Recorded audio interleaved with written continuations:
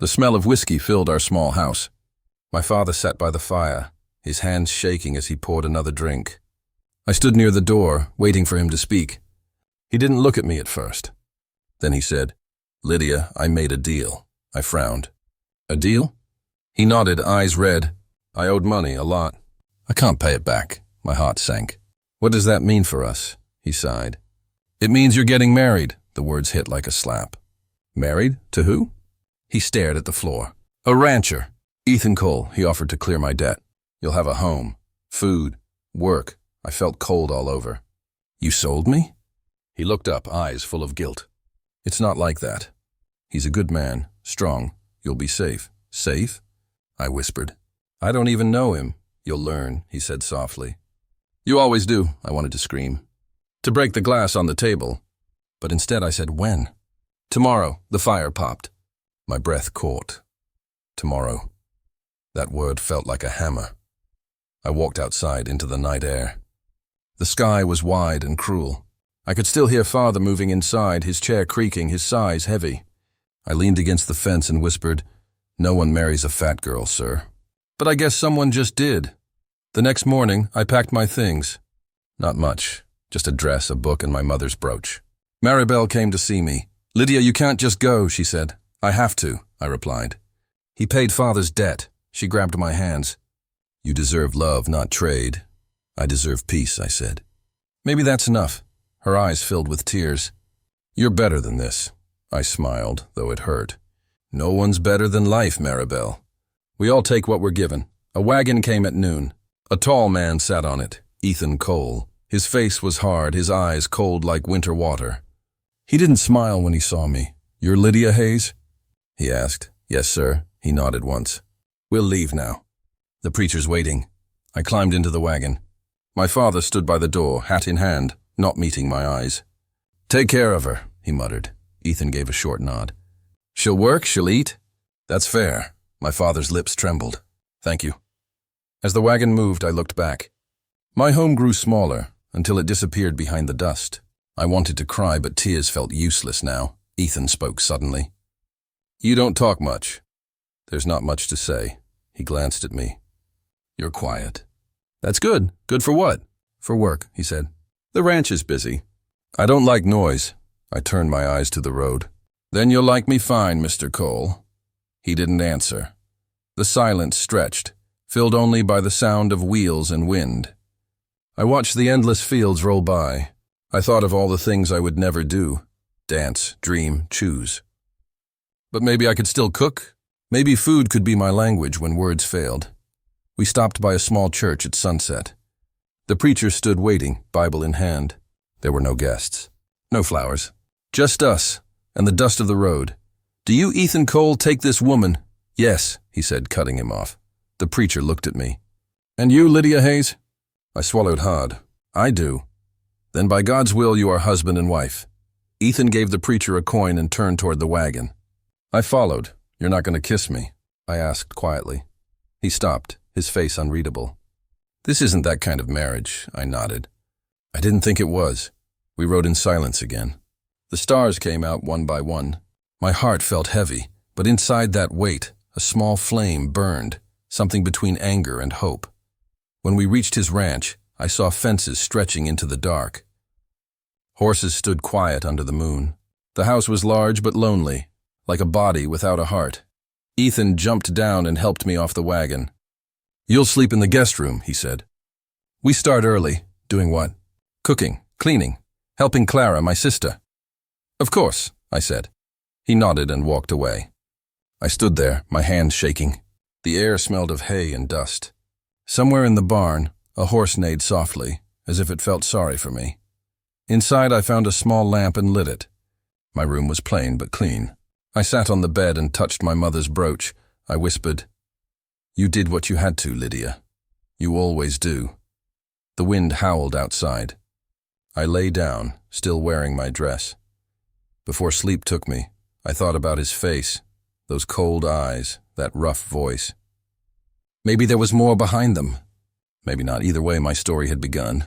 And it wasn't a love story. Not yet. The dress was too tight. My breath caught as Maribel tied the last ribbon.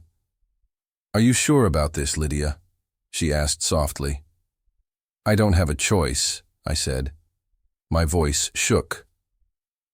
At the church, the wooden benches creaked under the guests. Their whispers filled the air. She looks nervous. She should be thankful. The fat girl finally found someone desperate. Their words cut deep, but I smiled. Smiling was safer than crying. Ethan stood at the altar, straight and cold. His brown coat looked newer than mine. His eyes met mine for 1 second. I wished he hadn't looked. There was no warmth there, only duty. The preacher began. His voice was low, calm. Do you, Ethan Cole, take Lydia Hayes? I do, Ethan said. No pause, no feeling. And do you, Lydia Hayes, take Ethan Cole? I do, I whispered. My heart didn't. When the preacher said, You may kiss the bride, Ethan turned slightly away. His lips brushed my cheek, dry and distant. I smelled dust and smoke. The guests clapped weakly. Someone coughed. Someone laughed. Outside, the sunlight burned my eyes. Ethan helped me onto the carriage. He didn't touch my hand. He just said, Let's go. I nodded. Yes, sir. The road to the ranch was long and quiet. I tried to speak once. Do you like tea? He looked at the horizon. I drink coffee. I nodded again. I didn't ask more. The wheels rolled over stones and each sound felt louder than my heart. When we reached the ranch, I saw wide fields, wooden fences, and a lonely windmill turning in the heat. Horses moved far away. The house looked big, but cold. This is your home now, Ethan said. I smiled. Thank you. He didn't smile back. Clara, his sister, waited at the door. Her dress was perfect, her eyes sharp. So this is Lydia, she said. Welcome. You'll find the kitchen on the left. Thank you, I said quietly. Her lips curved. I hope you can cook. Ethan eats a lot. I can cook, I replied. Ethan walked past us. I'm going to the barn, he said. Clara leaned closer. Don't expect kindness here. We work hard. I will work, I said. She shrugged and walked away. That night, I unpacked my small bag. My mother's comb. A little Bible. One letter from Maribel. Through the thin wall, I heard Ethan's footsteps in the next room. He didn't open my door. I didn't expect him to. I sat on the bed and whispered, God. I did what I had to. My hands shook. The silence felt heavy. I lay down, but sleep didn't come. In the morning, I woke before dawn. The sky was pink and soft. I went to the kitchen and started cooking, eggs, biscuits, and coffee. When Ethan came in, he looked surprised. You didn't have to, he said. I know, I said, but I wanted to. He sat down without a word. After a while, I said softly, No one marries a fat girl, sir. But I can cook. He stopped chewing. His eyes lifted slowly. What did you say? I said I can cook. He looked at me for a long time. Then he said quietly, You shouldn't talk like that. How else should I talk? I asked. Like someone who deserves better, he said. I didn't answer. My throat felt tight.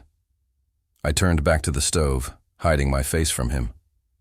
He stood up after breakfast and said, The food's good. Thank you, I whispered. He walked out. I stayed by the fire, staring at the pan. The oil hissed softly. My eyes burned, but I didn't cry.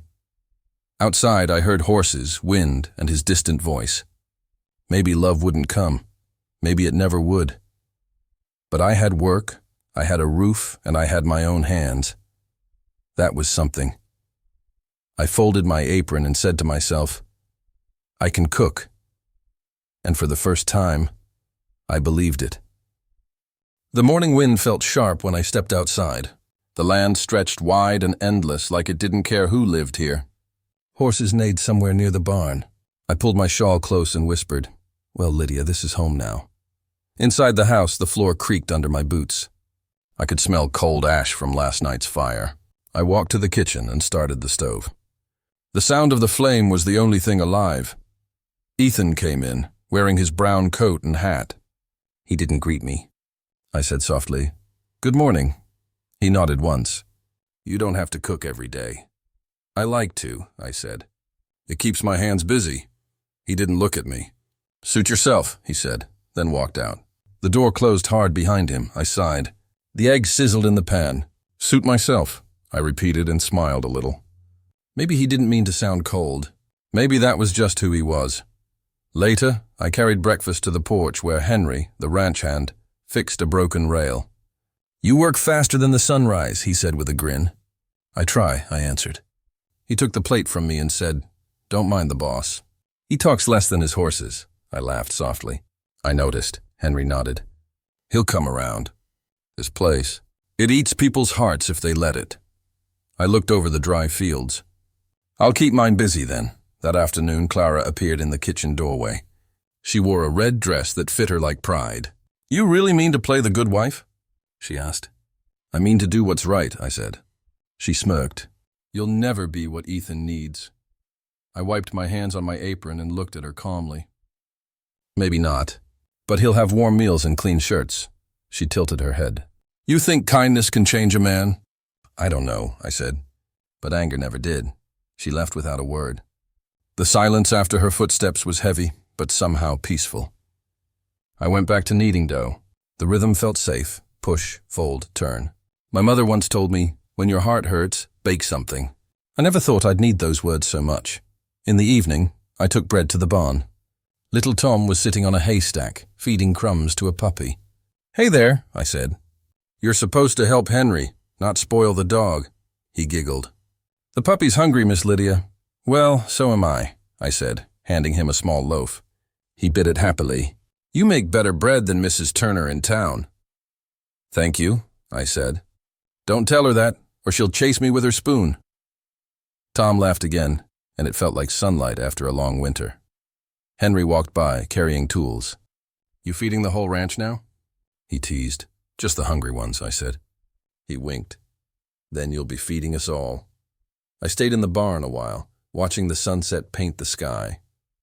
The fields looked softer in that light, like the land had a memory of peace. I closed my eyes and listened. The horses, the wind, the faint sound of Ethan's boots somewhere far away. Maybe he'd never see me as more than a duty, but that didn't have to break me. When night came, the house was quiet again. Clara didn't come to supper. Ethan sat across from me, silent as usual. I passed him stew and said, "I hope it's not too salty." He took a bite and said, "It's fine." Just 2 words, but they warmed me more than the soup. "I fixed the fence today," he added after a moment. "Henry said you helped carry the wood." "I did," I said. "It felt good to help." He looked up for the first time, eyes steady. "You don't have to do that kind of work." "I don't mind," I said. "It makes me part of this place." He stared for a second, then nodded. "All right." That night I sat by the window, the moonlight touching my hands. I thought about what he said. Part of this place.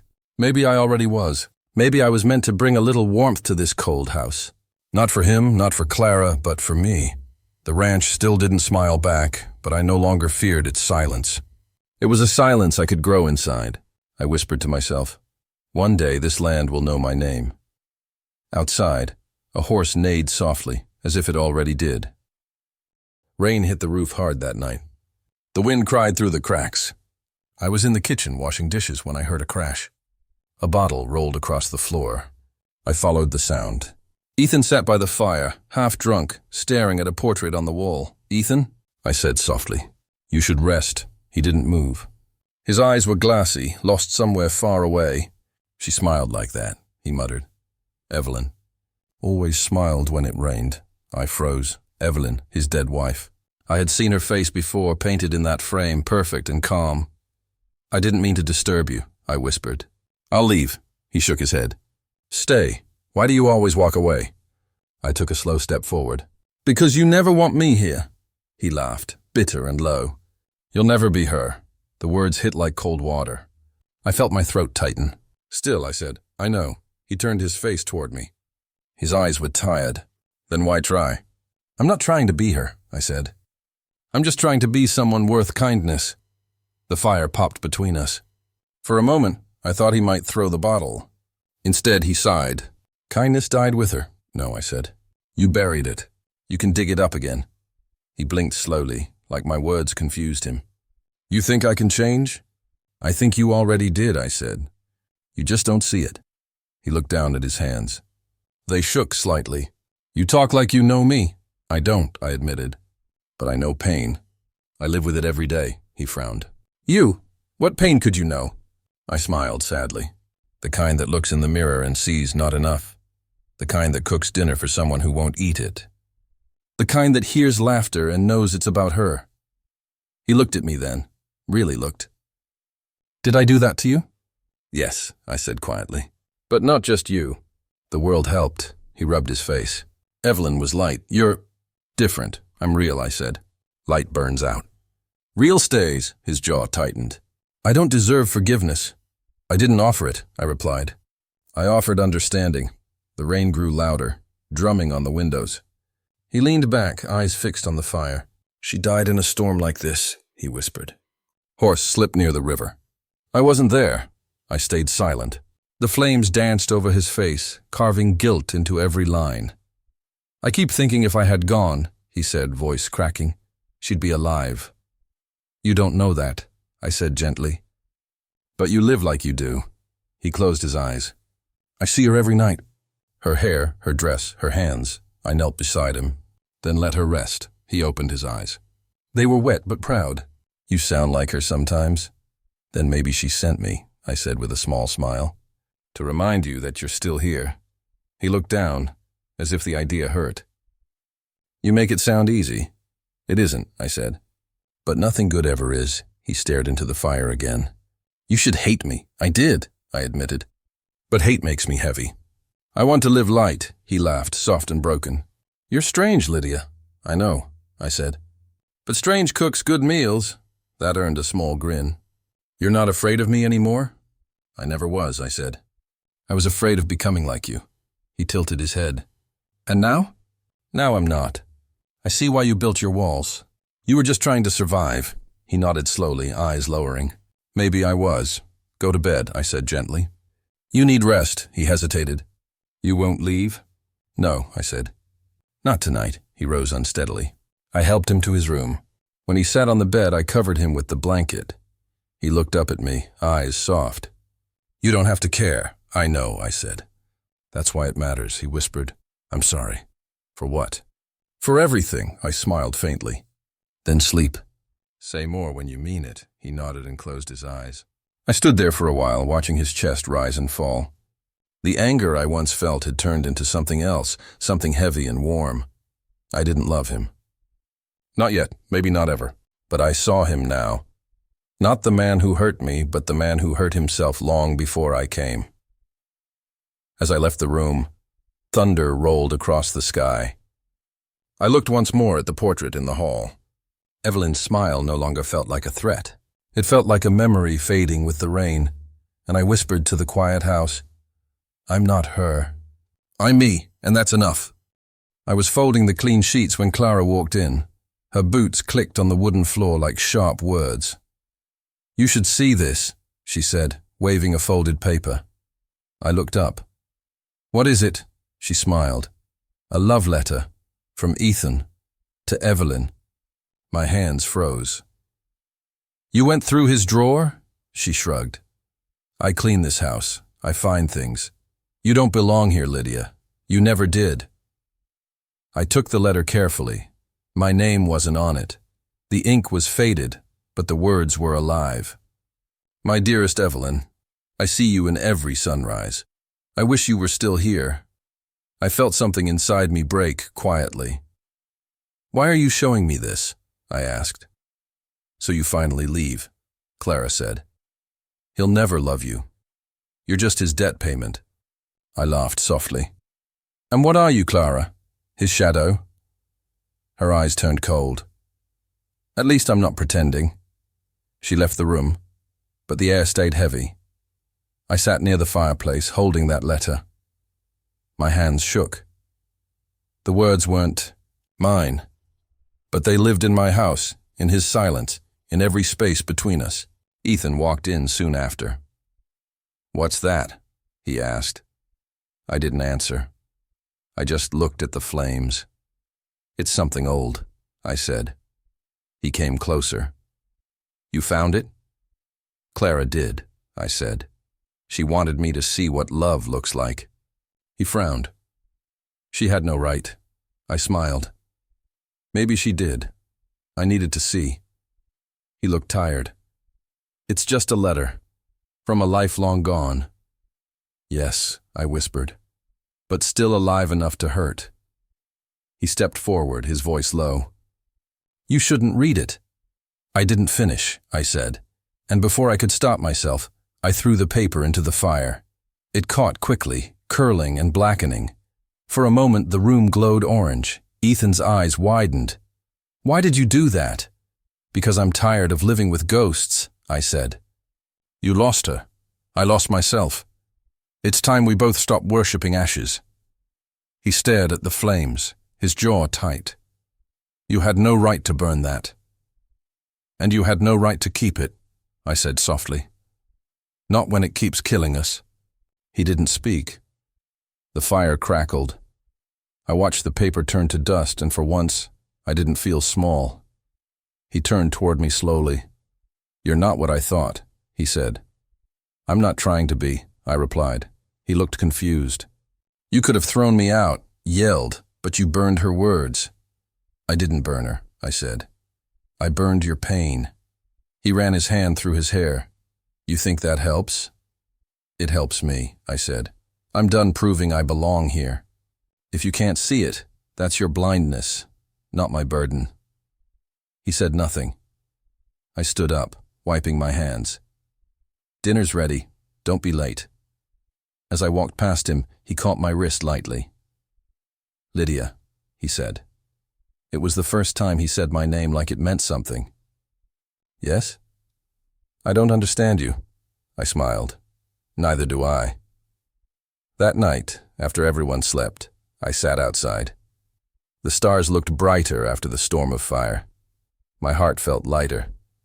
I remembered what I'd told him once. "No one marries a fat girl, sir, but I can cook." I laughed softly to myself. Cooking was never just food.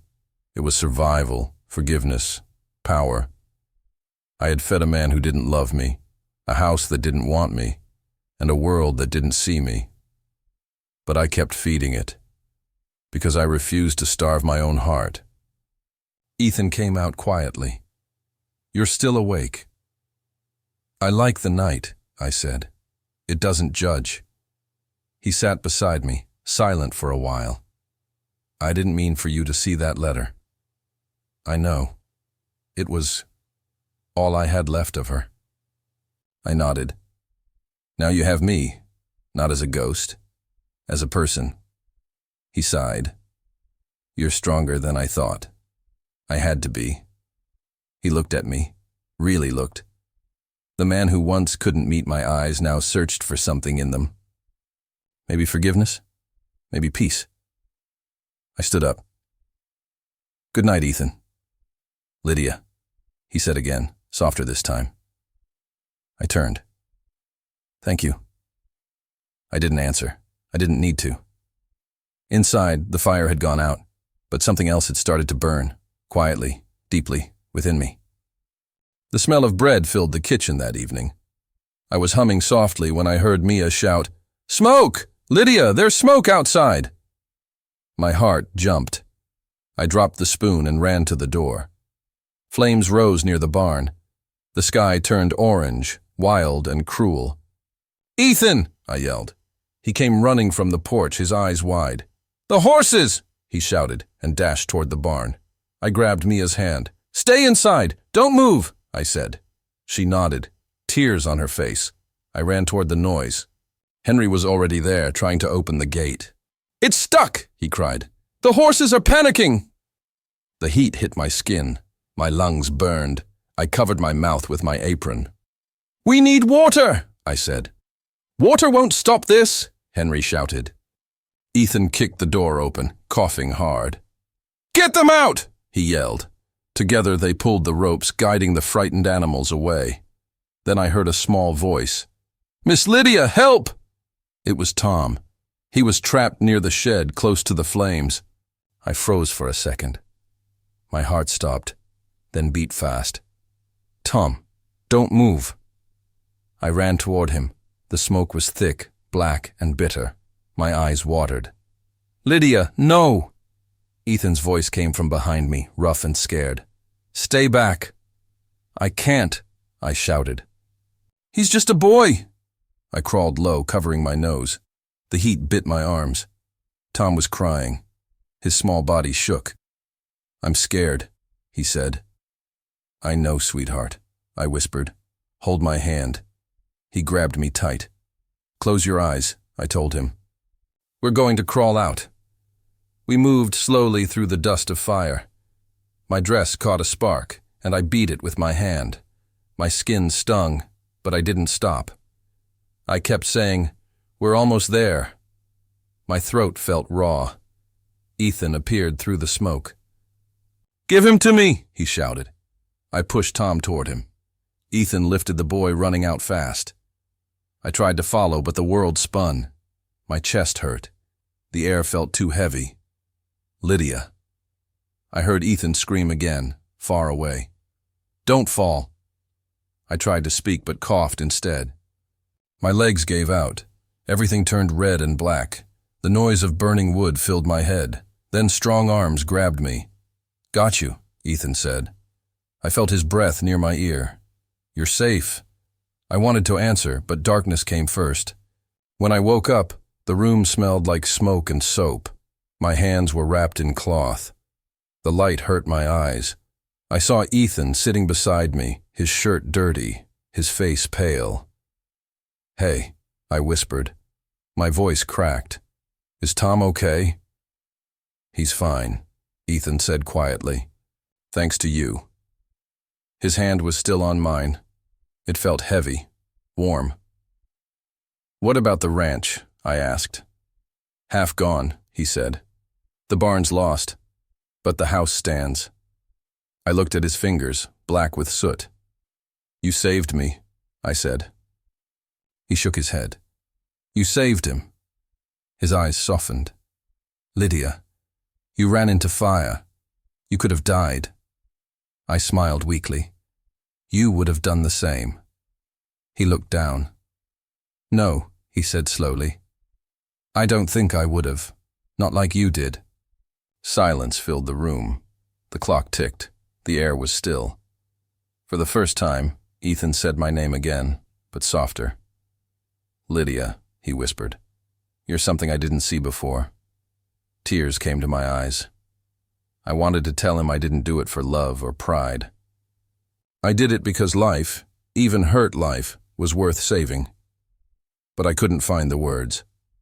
Instead, I said, "We'll rebuild, won't we?" He nodded. "Yes. Together."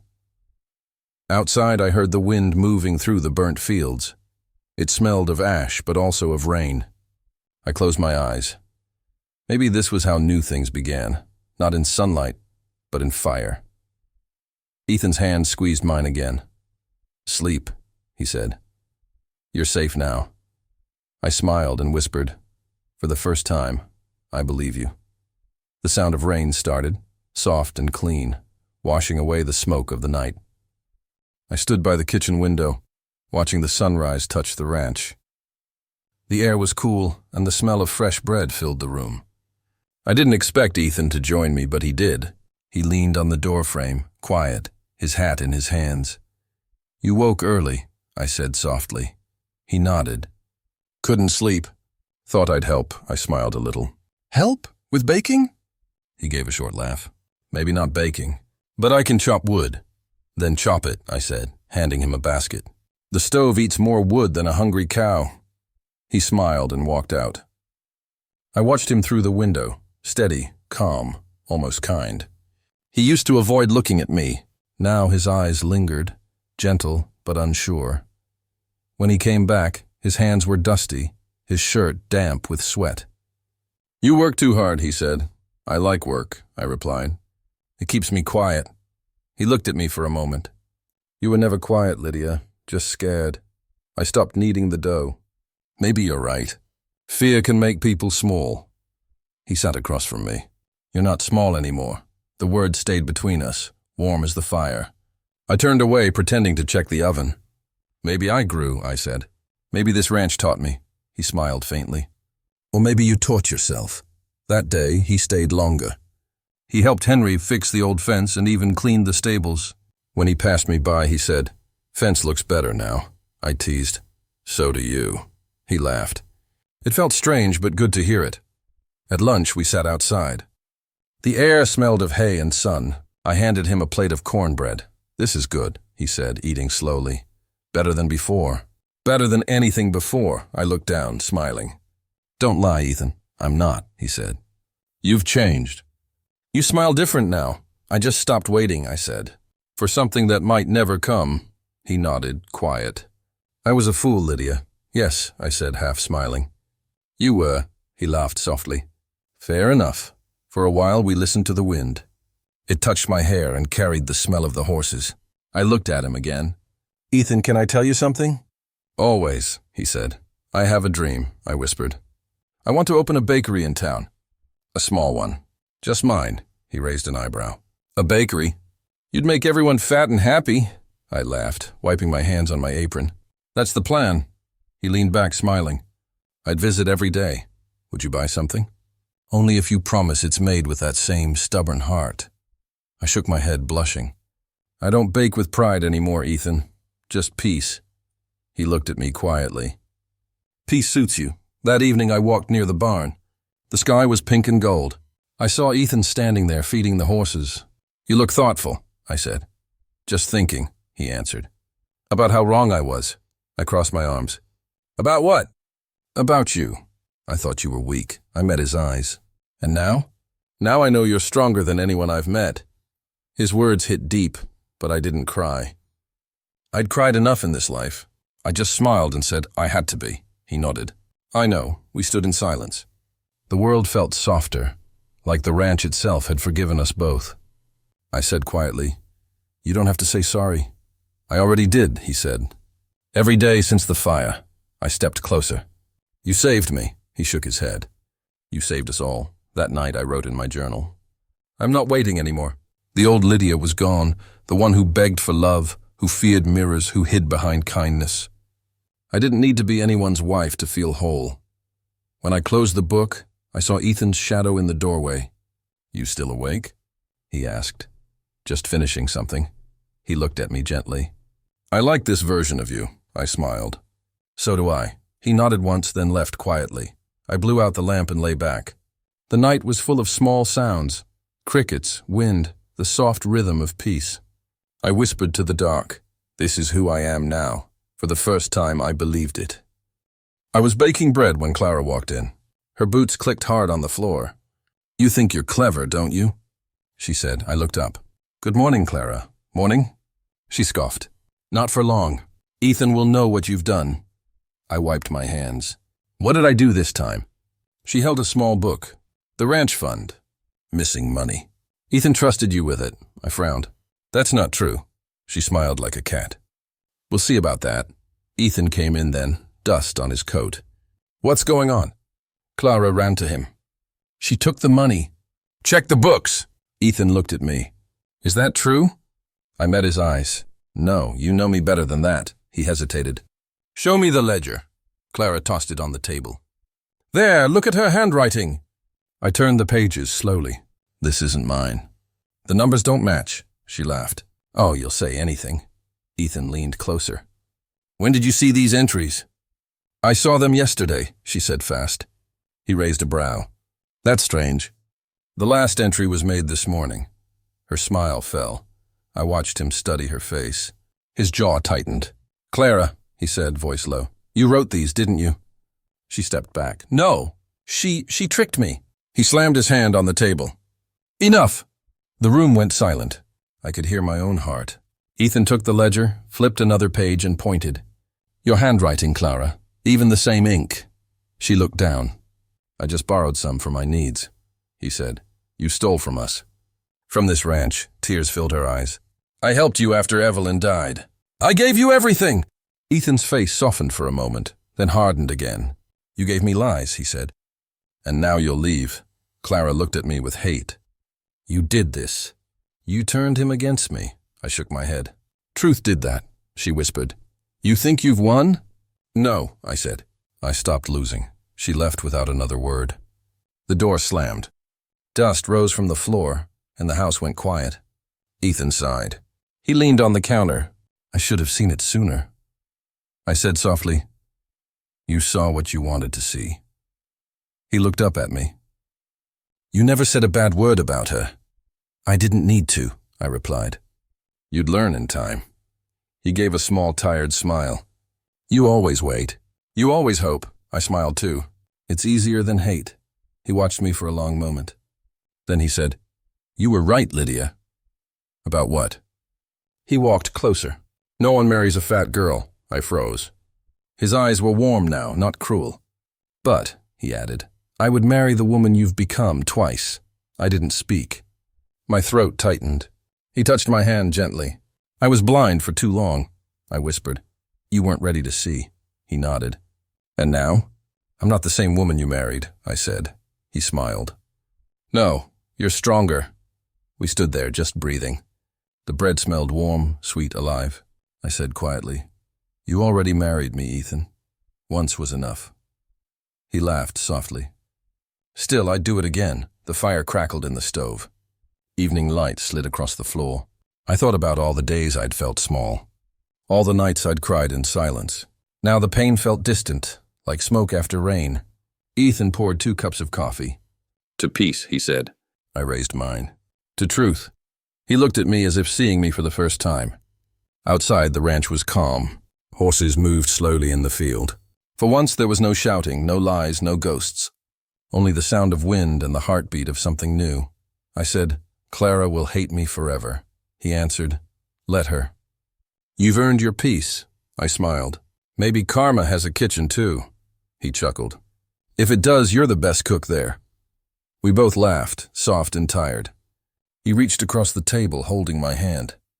For a long time, neither of us spoke. Words weren't needed. The silence said enough. In that quiet, I felt light again, like I'd been forgiven by life itself. For once, I didn't need to prove my worth. I had already done that, loaf by loaf, truth by truth. And as the last bit of sunlight touched the walls, I knew this was the ending I'd earned, simple, warm, and honest. I opened the door to my bakery and smelled warm bread.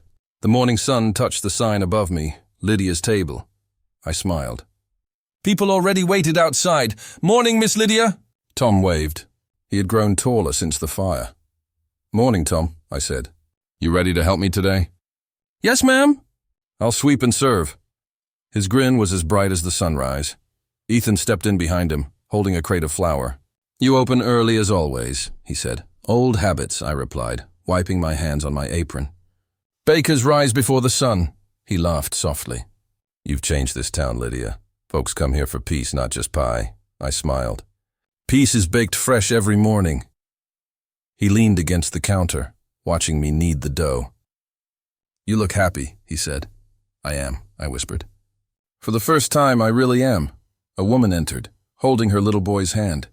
"Miss Lydia," she said shyly, "my husband loves your cornbread. Can I get 2 loaves?" "Of course," I said. "Tell him the secret is kindness," she laughed. "I think the secret is butter." "Maybe both," I said with a wink. Ethan shook his head. "You talk too much when you bake. It makes the dough rise faster," I teased. He grinned. "You could make a church laugh on a Sunday." I tried to make a grave smile once, I said quietly. "Didn't work." He went still. "You mean before?" "Yes," I said, meeting his eyes. "When I thought love had to hurt," he looked down. "I was a fool, Lydia. I know," I said softly. "But fools can learn. I did too." Clara's name didn't come up anymore. The ranch was running again, but Ethan spent more time here now. He liked to fix shelves, count jars, and sometimes just sit quietly. He said once, "This place feels alive, warmer than the ranch ever did." "It's because no one here owes anyone anything," I said. He nodded slowly. "That's the peace you talk about." "Yes," I said. "Peace you make with your own hands." At noon, the shop filled with laughter and clinking cups. Henry came in dusty from work. "Got any coffee, Miss Lydia?" "Always," I said, pouring him a mug. "Sugar?" "1 spoon. You remember. Some things you don't forget," I said. Ethan joined us. "She remembers everything. Even the first day she came to the ranch." I raised a brow. "You mean the day you called me a mistake?" He grimaced. "Don't remind me," Henry chuckled. "He's been trying to make it up ever since," Ethan said, "and I'll keep trying." I looked at him. "You already did." "The day you stayed when everything burned," he held my gaze. "You'd have done the same, maybe," I said. "But I didn't need to prove anything anymore." He nodded. "You didn't." Later, when the crowd thinned, I sat by the window with my tea. Outside, children chased each other down the street. A warm wind carried the smell of cinnamon and grass. Ethan joined me. "You ever miss the ranch?" he asked. "Sometimes," I said. "Not the walls, just the sky," he smiled. "You brought the sky here. See that light?" I looked up. Sunbeams danced on the wooden floor. "It's funny," I said. "I thought I needed love to feel full. Turns out I only needed purpose," he nodded. "And now you have both." "Maybe," I said. "But even if I didn't, I'd be fine." He reached across the table, touching my hand gently. "I believe you." That evening, I closed the bakery and stepped outside. The street was quiet. The sign creaked softly in the wind. Tom ran past with a loaf under his arm. "Good night, Miss Lydia." "Good night, Tom. Don't eat it all before dinner." He laughed and disappeared around the corner. Ethan stood beside me. "You did it," he said. "You built something good," I smiled. We both did. But I think it started the day I stopped asking to be loved. He turned to me. "And started loving yourself instead?" "Yes," I said. That's when everything changed. We watched the sunset. The sky turned gold, then deep red. I thought of the woman I used to be. The girl who cried over cruel words. Who waited for kindness like rain in a dry season, I whispered. "I wish she could see this place," Ethan said. "She'd be proud." "No," I said softly. "She'd be free," he smiled. "Same thing." Maybe it was. I leaned against the post, feeling the warmth fade from the sky. "I used to chase love," I said. "Now it just walks beside me." Ethan took off his hat. "Then let it stay," I laughed quietly. "Maybe I will." The wind carried the smell of baked bread, sweet and calm. I thought of everything I'd lost and everything I'd found.